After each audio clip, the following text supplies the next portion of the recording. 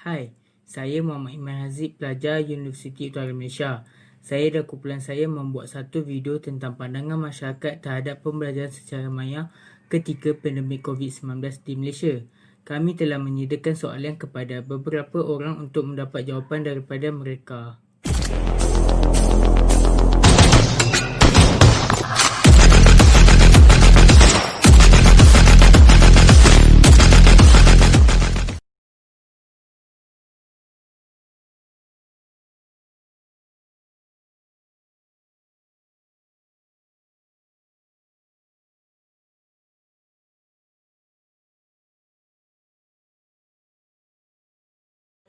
Adakah sebagai seorang pelajar mudah untuk anda memahami pembelajaran secara alam maya? Dan adakah tuan atau puan senang untuk memberi keterangan dalam proses pembelajaran secara alam maya? Assalamualaikum dan selamat pagi. Nama saya Nur Hasimah binti Bahari. Saya mengajar di Sekolah Menengah SMK Datuk Kamaluddin, Sukar. Ini adalah kerana campaian internet yang sangat perlahan di kalangan pelajar, dan ada juga di setengah tempat, terutamanya di mana pelajar saya tinggal, mereka tiada langsung capaian internet. Malah mereka terpaksa keluar untuk mendapatkan line dan untuk menyertai kelas online. Dan seterusnya, faktor kedua yang dapat saya bincangkan di sini, peranti ataupun alatan yang mereka gunakan ketika menyertai kelas online ataupun kelas di atas talian. Contohnya macam smartphone, laptop. Kebanyakan pelajar tidak mempunyai alatan yang canggih ataupun handset yang sesuai untuk digunakan semasa di dalam kelas. Faktor ketiga, kesukaran kami sebagai tenaga pengajar adalah pelajar kurang memberi respon. Mungkin atas sebab-sebab lain, mungkin atas sebab-sebab sikap, itu saya kurang pasti. Dan kesukaran yang keempat adalah sebagai seorang pengajar, susah bagi kami untuk menilai dan mengukur setakat mana mereka memahami pembelajaran dan pengajaran yang telah dilaksanakan. Bila pelajar kurang respon, kita akan mengalami sedikit masalah untuk mengetahui mereka faham ataupun tidak untuk proses pembelajaran dan pengajaran yang telah saya laksanakan. Assalamualaikum dan salam sejahtera. Saya Intan Hazwani binti Muhammad Zulkifli, merupakan pelajar tahun akhir Bachelor Pendidikan, Bimbingan dan Kaunseling dari Universiti Putra Malaysia. Jadi bagi pendapat saya, sebagai seorang pelajar, agak sukar untuk saya memahami pembelajaran secara atas talian. Ini kerana pembelajaran atas talian adalah sangat berbeza dengan pembelajaran bersemuka, yang mana pembelajaran atas talian ini dia mempunyai limitasi ataupun beberapa kekangan apabila saya menghadapi kelas online. Saya mendapati kesukaran untuk mengakses internet ataupun kesukaran untuk bersemuka dengan pensyarah contohnya. Jadi apabila terdapat beberapa kekangan seperti itu, saya berasa agak sukar untuk memahami sesuatu pembelajaran. Hal ini juga kerana bukan sahaja masalah internet itu berlaku pada kalangan pelajar sahaja, malahan terdapat juga masalah internet yang berlaku dalam kalangan pensyarah. Jadi untuk proses pembelajaran itu berjalan lancar tidak dapat dipenuhi berbanding dengan pembelajaran secara bersemuka. Jadi apabila pembelajaran secara online terdapat masalah, jadi untuk saya memahami sesuatu subjek adalah agak sukar. Salam sejahtera dan selamat pagi. Nama saya Keng Ting Sing dari Pasir Mas, Kelantan. Saya berumur 20 tahun dan sekarang belajar di Politeknik Kota Baru, Kelantan. Saya merupakan mahasiswi dari Engineering Mekanikal Pertanian. Bagi saya, secara jelasnya tidak. Kerana proses ini sangat susah untuk berinteraksi, berkongsi idea dan juga bertukar pendapat antara saya dengan pensyarah saya mengenai sesebuah topik kerana tidak bersemuka dan berbincang secara perseorangan. Apakah pendapat anda tentang medium yang digunakan sebagai alat pengajaran atas talian dalam membantu melancarkan pembelajaran? Adakah ianya mudah dikendalikan?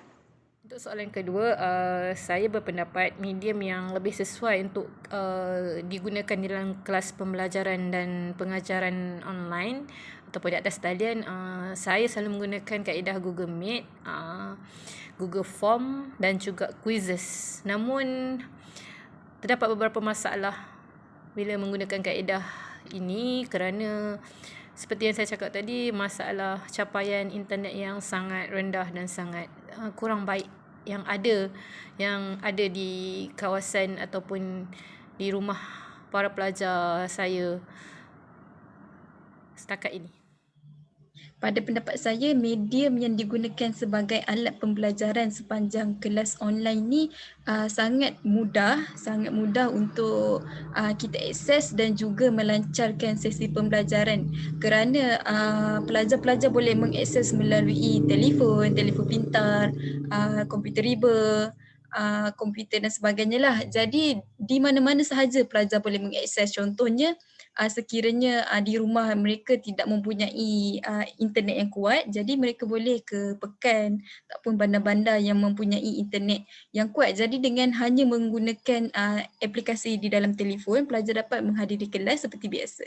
Itu adalah salah satu kebaikan medium yang digunakan sepanjang kelas online ni, yang mana dia memudahkan pelajar untuk memasuki kelas. Dan ia sangatlah efisien kerana medium tersebut membolehkan pensyarah untuk berkongsi slideshow, video dan sebagainya. Jadi medium ini sangatlah membantu sebagai alat pengajaran sepanjang kelas online ini. Pada pendapat saya, komputer riba dan telefon bimbit kerana mudah dibawa ke mana-mana sahaja dan juga mudah digunakan di mana-mana sahaja asalkan mempunyai pencapaian internet yang baik dan ianya juga mudah dikendalikan. Apakah pandangan anda jika pendidikan Malaysia terus melakukan pembelajaran secara lemaya? Saya berharap ataupun saya mencadangkan pihak kerajaan dapat menyediakan capaian internet atau data yang tinggi untuk proses pembelajaran dan pengajaran dapat dilaksanakan dengan lebih maju dan lebih berkesan. Dan kemudian yang kedua ialah supaya pihak kerajaan juga dapat menyediakan pembelian bijak peranti-peranti elektronik untuk para pelajar masuk ke kelas di atas talian kerana mereka memerlukan peranti-peranti elektronik yang lebih canggih untuk memudahkan mereka berada dalam kelas dengan baik dan menyertai kelas online dengan lebih berkesan dan lebih berjaya. Ia akan memberi kesan yang amat besar kepada pelajar-pelajar yang menduduki peperiksaan utama seperti SPM, STPM dan juga PT3, yang mana pelajar-pelajar seperti ini sekiranya tidak bersemuka, tidak ada kelas face to face, mereka akan jadi lebih terhad untuk berkomunikasi dengan guru. Kerana kita kena tahu tidak semua pelajar mempunyai capaian internet yang terbaik untuk mereka menghadiri kelas. Ada setengah pelajar yang duduk di pendalaman, di kawasan-kawasan kampung yang tidak mempunyai komputer riba, yang tidak mempunyai internet yang kuat. Jadi sekiranya pembelajaran secara online diteruskan, mungkin akan mendatangkan kesan yang agak tidak baiklah kepada pelajar-pelajar yang menduduki peperiksaan yang utama ini, yang mana kita tahu walaupun teknologi ini memberi kebaikan kepada manusia, memberi kesenangan kepada manusia, tetapi kita kena tengok juga daripada side yang buruk, yang mana tidak semua pelajar pada waktu ini mempunyai kelengkapan yang baik untuk menduduki kelas-kelas pembelajaran lah. Jadi dia akan memberi kesan kepada pelajar-pelajar yang menduduki peperiksaan yang utama seperti SPPM, SPM dan PT3. Cabarannya adalah keberkesanan pembelajaran, kerana pembelajaran secara talian ini menyebabkan saya menjadi bersikap sambil lewa. Selain itu, komunikasi juga tidak berkesan semasa pembentangan online kerana mungkin kelajuan internet yang tidak begitu memuaskan. Okey, soalan yang keempat.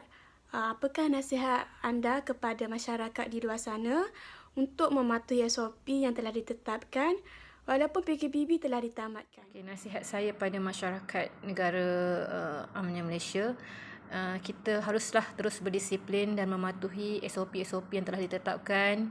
Kita haruslah berjuang bersama-sama. Kita haruslah bersatu hati untuk mengurangkan dan melawan virus pandemik COVID agar hilang terus di muka bumi ini. Nasihat saya kepada masyarakat di luar, kita perlulah mematuhi SOP walaupun PKPB telah ditamatkan kerana bahayanya wabak COVID-19 ni kita tidak nampak musuh kita yang utama. Jadi kita tidak boleh untuk bersenang-lenang, bersukaria dan lupa kepada efek-efek buruk yang menanti di hadapan kita. Jadi kita tidak boleh leka dan cuai dengan PKPB yang telah ditamatkan ini. Bukanlah bermaksud kita telah menang, kita telah merdeka. Tidak.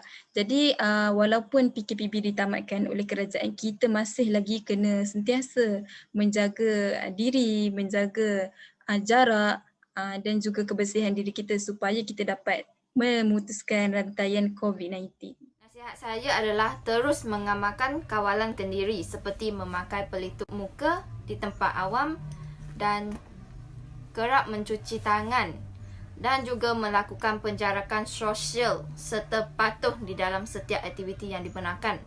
Selain itu, kepada ibu-ibu yang mempunyai anak bawah 12 tahun dan juga keluarga yang mempunyai warga emas, saya berharap agar anda tidak membawa mereka ke tempat awam kerana antibodi mereka sangat lemah. Jadi, jagalah mereka dengan baik.